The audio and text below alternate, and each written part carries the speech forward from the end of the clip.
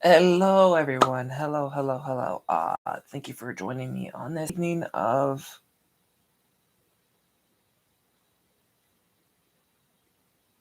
February 3rd.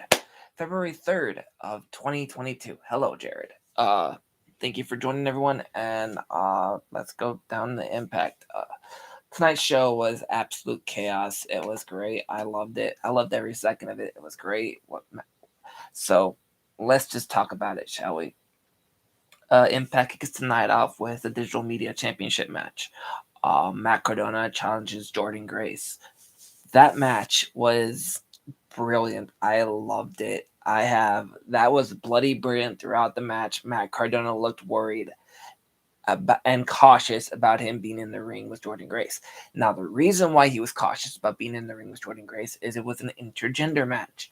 Not all wrestlers have experience in that department, and Matt Cardona is the exception. He's only been in one, and his first one was tonight. He's had missed tag experiences, but he's never physically went one on one with a woman in a match. So he was very cautious. He was doing these major impact moves, no pun intended, and it looked like Jordan Grace was hurt sometimes. So he's like, "Oh my, no, eek!" But through it all, he gets knocked outside the ring, lands right on top of the digital media championship, and look at it for like 5 seconds. And he's like, "I got an idea." He pulls it up, brings it to the ring, tries to walk in, but Brian Stifler, thank you for being back, um, stops him at the ring ropes and takes away the title. In that instance, Stifler goes around Jordan Grace, walks to the other side of the ring to hand in the title to the people at ringside. And while that's going on, Matt Cardona grabs a chair and headshots Jordan Grace as she's diving through the ropes. You guys wanted to heel Matt Cardona. This is heel Matt Cardona, and that was just fantastic. I loved every second of that match. That was great. Kudos to Matt Cardona and the producers for guiding Matt Cardona through that match. That was great. Up next, Jonah versus Crazy Steve. Crazy Steve put a valiant fight, but Jonah was too much for Crazy Steve. Yeah, Crazy Steve tried to give as much as he could in this match, but Jonah was just too much for him. He tried bite him in the face. He tried doing these walk around crawl moves, trying to get him off his feet, but nothing was clicking, and it was a good match, but Crazy Steve did not have the fortitude to win the victory over Jonah. Sorry, I keep forgetting I have a mic.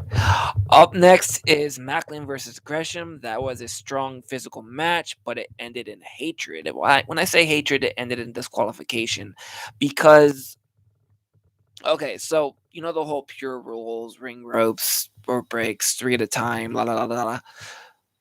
Well, in this match, it looked like Macklin was purposely breaking each of the honor rules just to get under Gresham's skin, and it was fantastic. But it ended in disqualification because he didn't let go of the ring ropes, so he just got disqualified for breaking a wrestling ring, original wrestling match rule under wrestling a Ring of Honor champion against pure that's experienced in pure rules.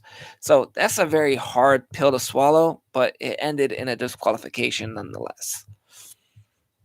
After the match, Honor No More came out and caused chaos.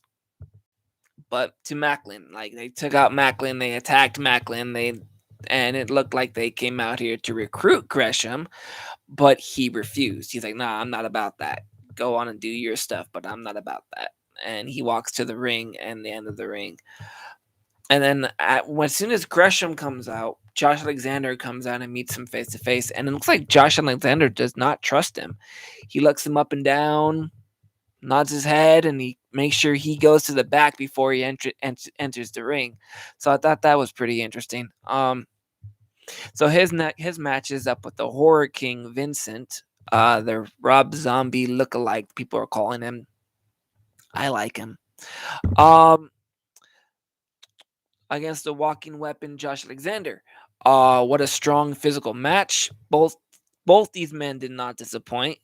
After the match, however, Ring of Honor and Impact were blowing on the outside. Josh Alexander was on the ring ropes, and this guy in pink rolls up to Josh Alexander and attacks him doing his finisher move, and it happened to be Kenny King.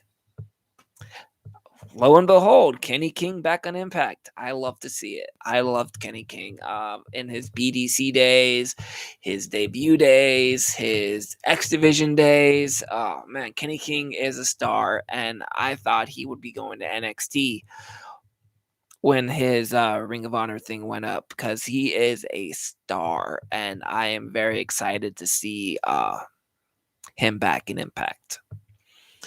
Up next is and Josh Alexander won that match, but Kenny King interrupted his victory, basically. Up next is John Skyler versus Bhupinder Gujar. I hope I'm not botching his name. It's very hard to pronounce. That was a fast and effective match. Gujar with the quick victory. Yeah. Tom Hannafan then showed us the Royal Rumble clip where we saw Mickie James come out with the title around the waist, the hardcore country music, and it showed Rhea Ripley, Michelle McCool, Lita, Bianca Belair, and Liv Morgan all in one little clip. It showed Mickie James eliminating Michelle McCool, and then her getting eliminated by Lita. So apparently, Lita, Liv Morgan, Bianca Belair, Michelle McCool, and Rhea Ripley just made their Impact Wrestling debut. I mean, when The Rock made his appearance at Bound for Glory 2021, or was it 2020? Well, whenever he made his debut, he was technically on an Impact broadcast, so that counted as him being on an Impact programming. You can't mess with the technicalities. So it was a great moment for Mickie James. It was a great moment for Impact, and it was a great moment for the WWE. Great stuff. Up next was Masha Slamovich versus Casey Lennox, an up-and-comer. I don't know anything about her, and I didn't get to see much of her because Masha ended that match real quick. They are building Masha Slamovich as an absolute beast, and I'm totally here for it. Up next, the main event, the Bullet Club era of Impact has begun with GOD, the Gorillas of Destiny, Jay White, the Switchblade, Chris Bay, the Ultimate Finesse, Chris Bay versus Speedball Mac Bailey, Ace Austin, the inevitable Ace Austin, Jake Something, and Madman Fulton. Damn, dude, what a match. What a match. That was fucking nuts. Oh, so this is Bullet Club. I'm not familiar with Bullet Club. I've only seen minor tidbit of everything the Bullet Club has done. I saw the stuff they did with GFW, where Scott D'Amore is an honorary member of the Bullet Club. But I didn't see any of their matches. I just know the history that's there. I know the history in Ring of Honor / NGPW. I have not seen an official Bullet Club match. Oh wait, that is not true. When Ring of Honor was on Destination America, I actually saw a Bullet Club match. It was AJ Styles and the Young Bucks taking on the Kingdom in a triple threat match. Or I don't think it was the Kingdom. I think it was the Dirty Heels. Not Dirty Heels. Bad Influence. It's Christopher Daniels and Kazarian. I don't remember the third opponent. But that was a Bullet Club match, and so that was my first Bullet Club match, and this was my second Bullet Club match, and I was really excited to see what Bullet Club was all about. And they are no joke. They definitely do recruit the best. And with Chris Bay, they did get the best. That was beautiful. After the match, VBD and Good Brothers attack all members of the Bullet Club, leading to a no surrender match for 2 no surrender matches. Scott D'Amore meets him down at the ramp, and VBD is is banned from ringside as God fights the Good Brothers for the Impact World Tag Team Championships. And being that Eric Young will have an open schedule, he will face Jay White at No Surrender. So that's the good stuff. Lots of good stuff. Lots of good stuff tonight. Thank you for watching, and I will read the comments. Oh wait, there's something I want to say first. Okay, so I know being an Impact fan, I shouldn't be rooting for Honor No More, but I should clarify that all 5 members have me extremely curious, and I know 3 of them that have history with Impact that I'd love to see return. So them being on TV every week would be exciting for me. I love Mike Bennett. I love Maria Canales. I love Kenny King, and I'm starting to really enjoy PCO, Vincent, and Matt Taven. They are stellar talent. I wouldn't say they belong on Impact Wrestling, but I want to see them more involved. So I want them to win. I just say they belong. No, they do belong, but this whole story line has me jumbled. But I really want to see them more in Impact Wrestling, and I don't want No Surrender to be the cut it line.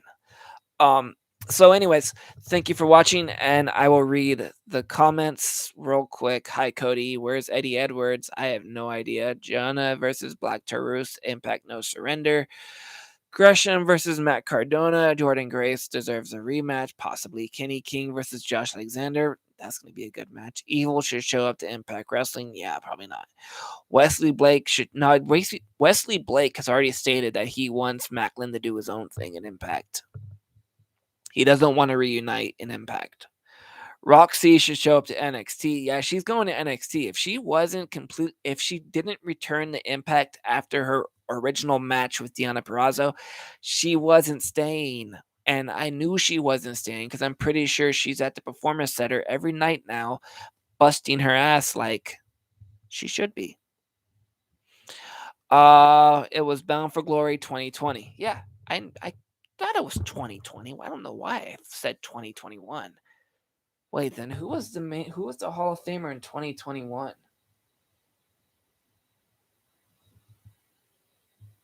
That's gonna drive me nuts.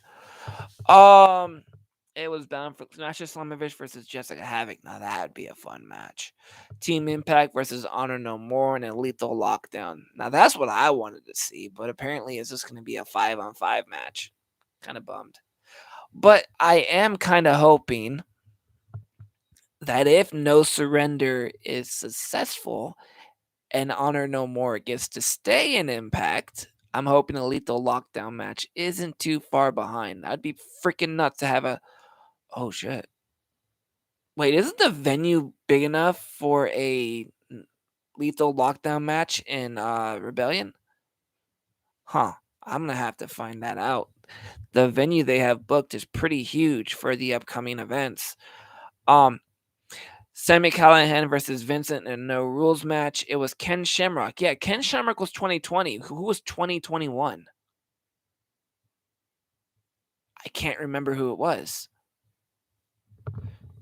Is Eddie Edwards going to betray Team Impact? I don't know. Maybe, possibly. Who knows? We'll have to find out. Anyways, guys, thank you for watching. And if you liked anything in this video, please let me know. I do appreciate feedback from now and then. It would help me help you help you watch and frequently watch my content while supporting me. As of today, I am wearing the Eddie smashed face shirt that Sami Callihan had made after he nearly killed Eddie Edwards. You can buy it on Pro Wrestling Tees. I do not know if it's still available, but that's where I got it.